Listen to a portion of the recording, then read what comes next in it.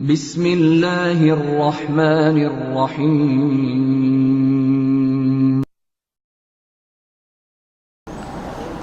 laaluushka asal ahaan ama rishwada culimadu taariifaad dhowr ay ka bixiyeen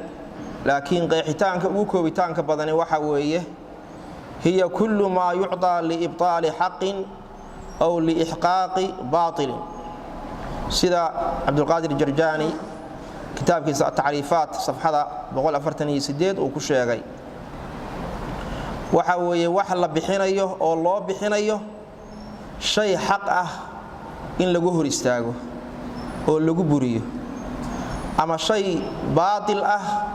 in xaq laga dhigo macnaha wax sax ana laaluush baa la bixinayaa si waxaas loo khaldo oo loo waayo wixii xaq aha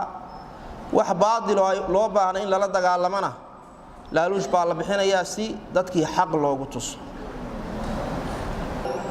qofku haduu og yahay aayaadka quraanka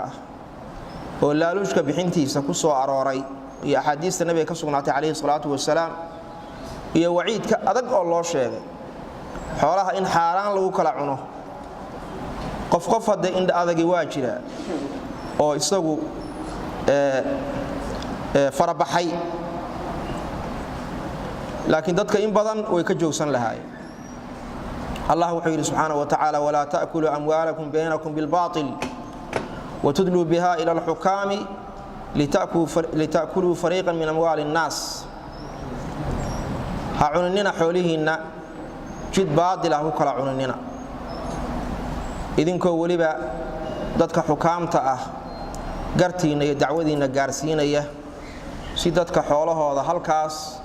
la idinku saxo oo aad ugu cuntaan qofka marka xaaraantan uu qaadanayo ama uu bixinayo waxa ka maqan qalbigiisa aayaadkii iyo ahadiistii nabiga kaleey salaatu wasalaam oo ku soo arooray arinta xaraan ee nimadeeda iyo waciidka adag oo ku soo arooray waxyaalaha keena waxa kamid ah inqifaad mustawa al-maciisha markii dadku ay noqdaan dad baahan baahidu waa wax daran wax badan oo xaraan ah ayaa qofku ku dhiirada haduu baahdo oo gaajoodo waxyaalaha dhiiri geliya baarlamaanada badanaaba ku dhiiri geliya inay laaluushka qaataan waa in badan oo kamid ah waa baahi maxaa yeelay meeshuba wuxuu u soo doontay inuu caruurtiisa ka biisho inuu guriga ka dhisto dhaqaale uu meel kale ka heli waayay oo xoog iyo xeelad kale uu ku waayay oo hawl yar meeshan inuu ka helo baahidu marka waa kamid waxyaalaha keena waxa kamid ah al-jasha' wal-ananiya wa da'fu ash-shu'ur al-ijtimaa'i qofka hunguri xumada qof waxa arkaysaa xoolo badan haysta laakiin laaluush qaadanaya kaligiis buu rabaa waa kaligi noolaade wax walba anigu leeyahay dadka raba inay wadanka xukumaan oo laaluushka bixinaya ama rishwada bixinaya intaas calaamad ugu filan inuu yahay qofkaas qof daciif qof liita maxaa yeelay iskuma kalsoona waa in la ogaado iyaguna waa in is ogaado kan qaadanayana waa daciif waa qof liita labada liidnima isu yimid taasa keenaysa laaluushka marka inay kala qaataan kan laaluushka qaadanayana diintiisii iyo akhlaaqdiisii iyo raganimadiisii iyo xiniyihiisa iyo iimaankiisa halkaas u dhigay ogaada waa tuuray kan laaluushka bixinayana sidaas oo kale muxuu laaluushka u bixinayaa laaluushku hadda uu bixiyay wax ka badan inuu helo oo mujtamaci uu ka jaro ogow midka laaluushka qaadanayo ilmahaaga iyo aabaha iyo hooyada iyo qabiilkaaga iyo dadkii ku soo doortay ka go'anta maxaa yeelay dhaqaalihii ummadda ayaa meesha lagu bixin doona hadii la haydin ilaa xaga kale laga keenay mujtamaca laaluushku ku dhex faafo mujtamacaas wuxuu noqonayaa mujtamac bila akhlaaqi ah waanagi hadda ay sheegnay qofku markuu laaluushka bixinayo iskuma kalsoona diin ma tixgelin akhlaaq ma tixgelin maxaan ku yiraahdaa xishood ma tixgelin waxba ma reeban kan qaadanayana waa sidaas oo kale diintiisi waa iibsaday akhlaaqdiisi waa gatay akhlaaqda waxyaalaha ugu muhiimsan waxa kamid ah xishoodka nabigu yiri kaleey salaatu wasalaam ida al-hayaa'u min al-iiman xishoodku iimaanku kamid yahay laakiin qofka marka xishood laga waayo nabigu wuxuu yiri kaleey salaatu wasalaam ida lam tastahi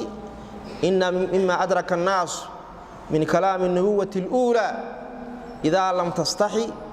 fasna' ma shi'ta hadaadan xishoonayn xikmadaha la kala dhaxlay waxa kamid ah markii xishoodku ka tago waxa doonto samay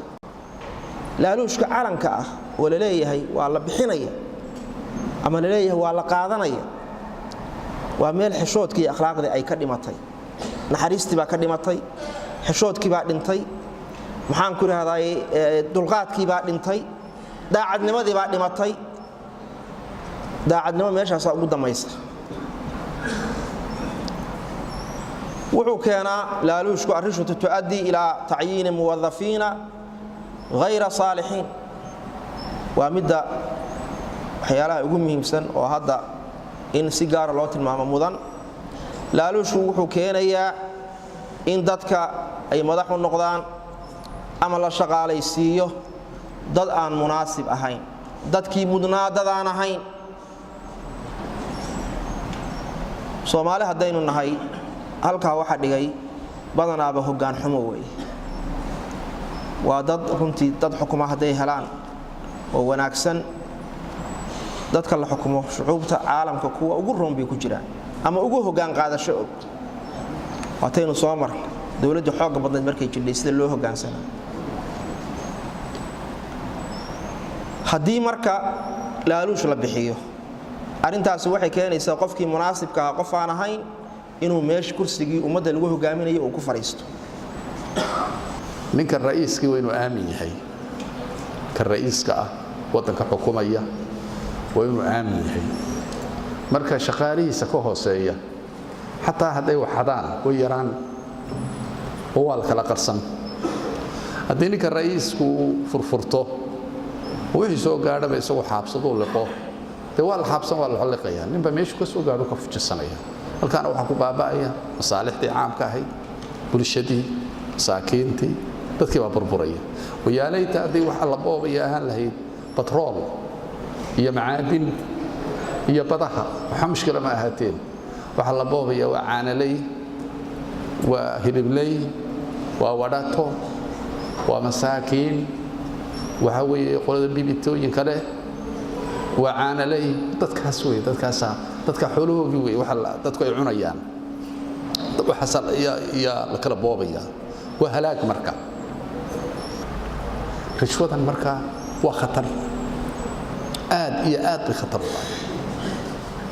marka in la helo soo sheekhu sheegay ra'iis aamin ah waa laga maarmaan waxa kale oo laga maarmaana idinkan meesha hadda fadhiya iyo dadka ina maqlayo dhan inay qeyladaan afka maaragta ku dhuftaan ninka saninka kale uga digo oo inaan aamusin oo ducaad noqono al-aamiruna bil ma'ruf wa nahuna 'anil munkar wal hafiduna li hududillah ina noqotaan idinku ina noqotaan ducaad sababtoo ilaahay wuxuu leeyahay wal takum minkum umma layli wadaad lama sheegay qof lama sheegay ya'muruna bil ma'ruf wa yanhuna 'anil munkar waxa kale ilaahay kuntum khayra ummatin ukhrijat lin nas ta'muruna bil ma'ruf umma meel kasta lagu leeyahay ma jirta qof iyo laba iyo laga hadlayo nabiguna waa kii sallallahu alayhi wasallam balligu anni walaw aaya waxa way cilmi dhugood baa qabtaan anu hadaan fiiriyay dadka baashan cunaya cilmi li ima hayso iimaanka ya daciifa dadka hadaan fiiriyay cilmi li ima hayso dadku waa cilmi dhugood bay qabaan fanniga la yiraahdo faraa'idka waa waxaan arkay bari dadku waaba naga yaqaanaanba iyaga soo dhamaysanaya way ku keenay waxa ku leeyahay sheekhow noo fiiriyo noo saxiixay rabaan iyaga soo dhaxal siinaya iyaa kala saaraya dadku cilmi way qabaan